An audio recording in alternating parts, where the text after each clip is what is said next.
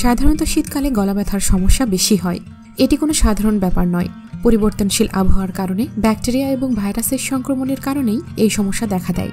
এই পরিবর্তনশীল ঋতুতে সর্দি, কাশি, জ্বর ইত্যাদি সর্বত্রই ছড়িয়ে পড়েছে।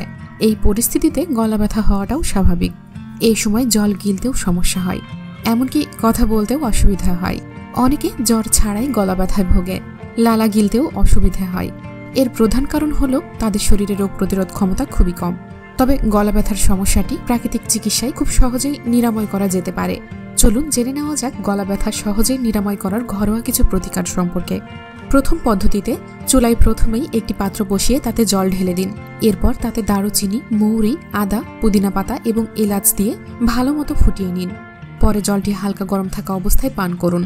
এভাবে নিয়মিত পান করলে গলা ব্যথা দ্রুত ভালো হয়ে যাবে।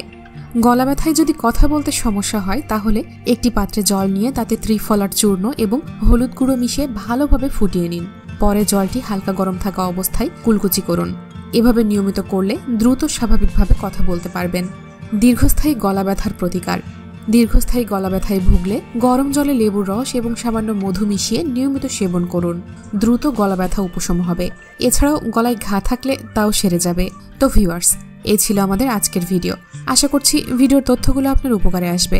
ভিডিওটি ভালো লাগলে লাইক ও শেয়ার করুন এবং সাবস্ক্রাইব করে আমাদের সাথেই থাকুন। ধন্যবাদ।